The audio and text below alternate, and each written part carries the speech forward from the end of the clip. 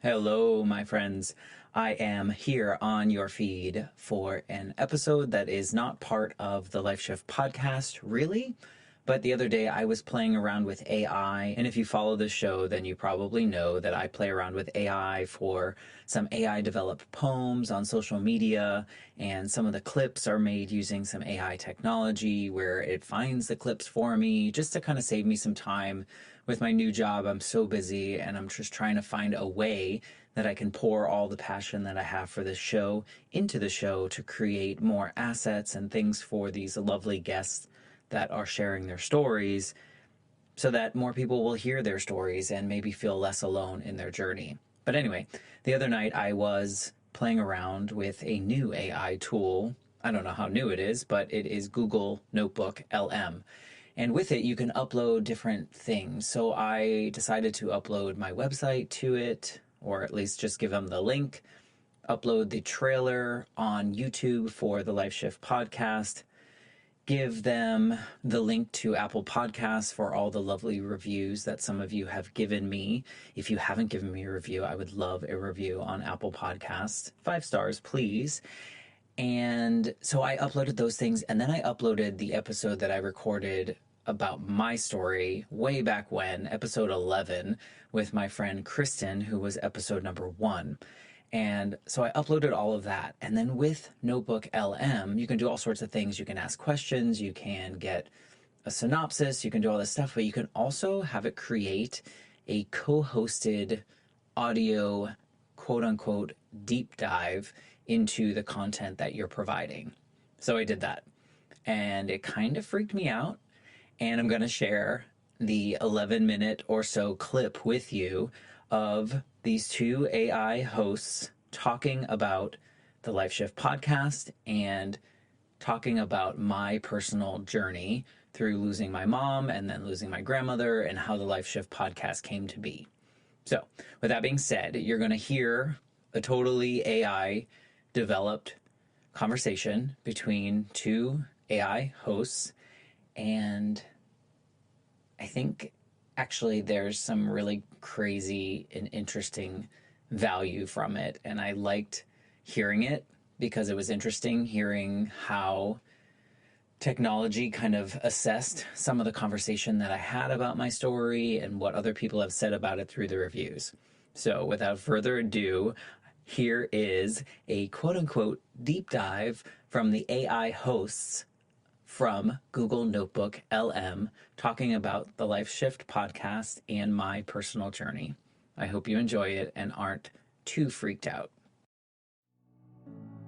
I'm Matt Gilhooly, and this is The Life Shift, candid conversations about the pivotal moments that have changed lives forever.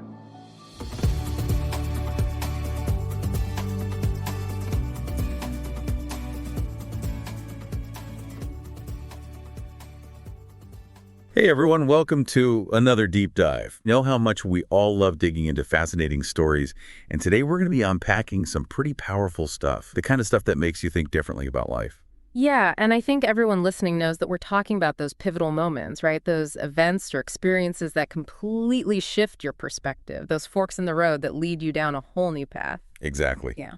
And today we're going to be diving into the story of Matt Gilhooly, host of the Life Shift podcast. Ah, yes, I've heard of that one. It's all about those life-altering moments told through interviews with folks from all over, right? Right. Over 200 episodes and a 5-star rating on Apple Podcasts. So clearly Matt's tapped into something that resonates with people. And what's really cool is that he doesn't just interview others, he shares his own story too. And it's a pretty intense one, starting with the loss of his mother when he was just 8 years old. Yeah, his mom's death is a huge part of his story. But he also experienced another significant loss later in life, his grandmother. We'll get to that later, but for now, let's rewind a bit to Matt's childhood. His parents were divorced, and he was splitting his time between Massachusetts and Georgia. So already a bit of a back and forth life, right? Lots of change, even before we get to the big stuff. Yeah, and then his mom decides to embark on a cross-country motorcycle trip, which he vividly remembers resisting at the time. You know how kids get that feeling of not wanting a parent to leave? Oh, totally. I get that. It's like an instinctual thing. Exactly. And looking back, that resistance feels even more significant knowing what happened next. It's almost like a premonition, right? Even at 8 years old, there's this sense of knowing, of not wanting to let go. And then for that fear to be realized in such a sudden, tragic way, it's heartbreaking to think about. It really is. Mm-hmm. His dad had to break the news to him that his mom had been in a fatal accident. I can't imagine the weight of that moment for an 8-year-old. Absolutely. And I think that was just the start of a whole domino effect of changes for Matt. His entire world got flipped upside down. He had to move to Georgia, start a new school midterm. Being the new kid is tough enough, but with a Boston accent on top of it. And all while dealing with this huge loss alongside his grieving father. It wasn't just one pivotal moment. It was like a series of them, each one compounding the last. Wow, that's a lot for anyone to handle, let alone a child. Yeah. And I think it speaks to the fact that pivotal moments aren't always isolated incidents. They can create these ripple effects that change the course of your life in ways you never anticipated. Absolutely. And it's fascinating how Matt responded to all this upheaval. He went from being this carefree kid who wasn't all that interested in school to becoming super driven, high achieving, a real stickler for the rules. It's like he flipped a switch almost, like something inside him said, okay, I need to take control here. I wonder if it was a way of coping, right? Trying to regain some sense of order in a world that had suddenly become so chaotic and unpredictable. It definitely makes you think about how we develop coping mechanisms, especially at a young age.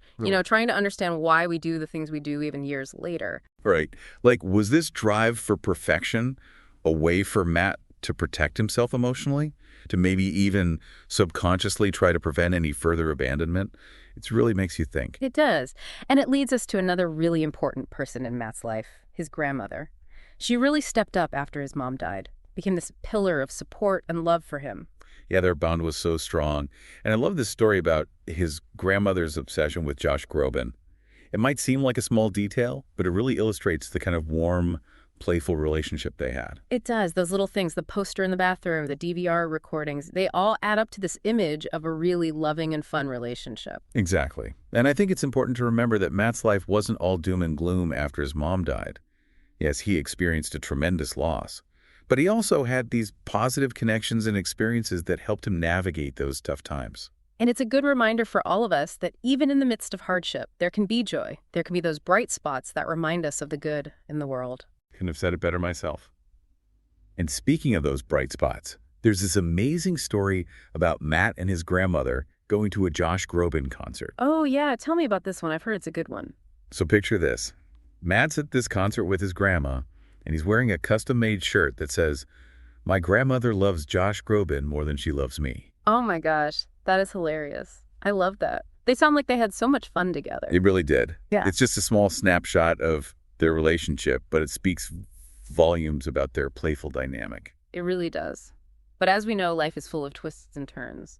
And unfortunately for Matt, a new challenge was on the horizon. His grandmother's health started to decline, and he was faced with the difficult realization that their time together was limited. Oh man, that must have been so hard for him, especially after already losing his mom. It was. It was another huge turning point in his life, and one that would ultimately lead him down a path of profound self-discovery. This transition in Matt's story is particularly poignant, given their close bond. Facing the potential loss of another central figure in his life must have been incredibly difficult. It's like reliving that fear all over again, but this time with a deeper understanding of what loss really means. Exactly. And this highlights this really profound moment where Matt and his grandmother had a final conversation, expressing their love and gratitude for one another. That idea of a final conversation is so powerful. It speaks to the importance of open communication, of expressing those deep feelings while we still have the chance. Absolutely. It's like a gift both to yourself and to the person you're sharing with.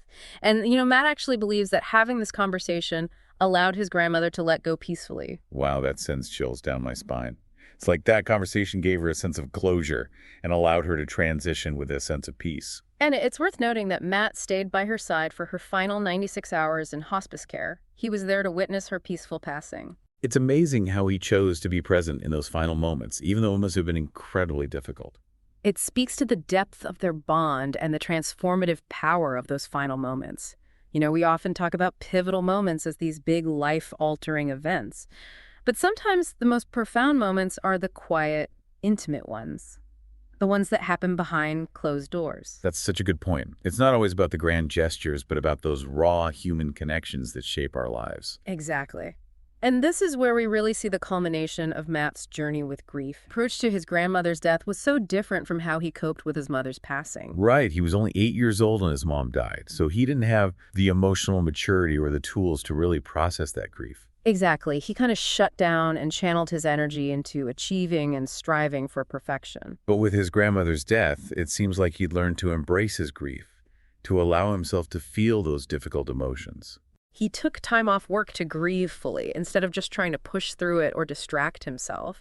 It's like he finally allowed himself to be vulnerable. I think that vulnerability is a sign of real strength. It takes courage to face those difficult emotions head on. Absolutely.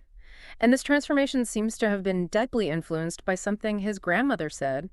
You know, her words of wisdom. Oh yeah, what was that again? Something about not worrying so much. I wish I hadn't worried so much because all that matters is love in the end. Powerful stuff, right? It really is. And you can tell those words became a guiding principle for Matt. He started making different choices that prioritized his well-being and authenticity over external expectations. He left a toxic work environment, moved to Colorado for a fresh start, started taking risks without the fear of failure holding him back. It's like he finally gave himself permission to live a life that was true to himself. It's inspiring to see how those pivotal moments, those losses, ultimately led him to a place of greater self-awareness and fulfillment. It's like the saying, sometimes you have to lose yourself to find yourself. And that brings us to the Life Shift podcast itself. It's almost like an embodiment of his grandmother's wisdom, encouraging others to let go of worry, embrace their experiences, and connect through shared stories. It's a beautiful tribute to her and to the power of storytelling. You know, this idea that by sharing our experiences, we can help others feel less alone. Right. Because at the end of the day, we're all in this together, navigating life's ups and downs, the good, the bad, and the everything in between. And I think that's what makes Matt's podcast so relatable. The stories are diverse, but the underlying themes resonate with everyone. It's like he's created this space where vulnerability is not just accepted, it's celebrated. It's a reminder that we don't have to go through these things alone. And that's a powerful message in a world that often tells us to hide our struggles and put on a brave face. Absolutely. It's a reminder that it's okay to not be okay, and that by sharing our stories, we can connect with others, find support, and ultimately heal. So I guess the question is, does Matt's podcast only focus on those difficult, life-altering moments? Or does he explore a wider range of experiences? Well, that's a great question, and one that we'll dive into in our next segment. You know, it's not just about the heavy stuff like loss and grief. He has guests on who talk about all sorts of things, like career changes, starting families, overcoming challenges, even just those little aha moments that shift your perspective. You know what I mean? Yeah, totally. Like those moments where something clicks and you see the world a little differently. Exactly. It's all about how these transitions, big or small, shape us. Who we become, how we see the world. It's really fascinating stuff. So it's about finding the meaning, the growth, even the beauty in those moments, no matter how challenging they might be. Exactly. It's not about sugarcoating things or pretending that life is always sunshine and rainbows. It's about acknowledging the full spectrum of human experience and finding the lessons and the growth opportunities within those experiences. And I think that's what makes Matt's podcast so relatable, right? The stories themselves might be different, but the underlying themes resonate with everyone. Totally. And I think a lot of the positive reviews talk about how the podcast helps people feel less alone in their own struggles. It's like they're part of a larger conversation about what it means to be human. Yeah, like they're not the only ones going through these things, which is so important because we live in a world that often tells us to hide our struggles and put on a brave face. Totally. And it can be so isolating to feel like you're the only one who's struggling. Right. And I think Matt's podcast is kind of like an antidote to that. Like he's created this space where vulnerability is not just accepted, it's celebrated. It's like he's saying, hey, it's okay to not be okay. And in fact, sharing your story might actually help someone else who's going through something similar. And that's such a powerful message because when we share our stories, we connect with others, we build empathy, and we realize that we're all in this together. It's like that old saying, a burden shared is a burden halved. You know, sometimes just talking about things can make them feel a little bit lighter. Absolutely. Yeah. So as we wrap up this deep dive, I think the big takeaway here is that even though pivotal moments can be tough, they can also be incredibly transformative. Totally. They can challenge us push us out of our comfort zones, and ultimately help us grow into the people we're meant to be. And who knows? Maybe by sharing your own story, you'll inspire someone else to embrace their own pivotal moments and find the meaning and the growth within them. It's like creating a ripple effect of positivity and connection. Exactly. Yeah. So to everyone listening out there, keep exploring, keep connecting, and keep living your story, because you never know whose life you might touch along the way.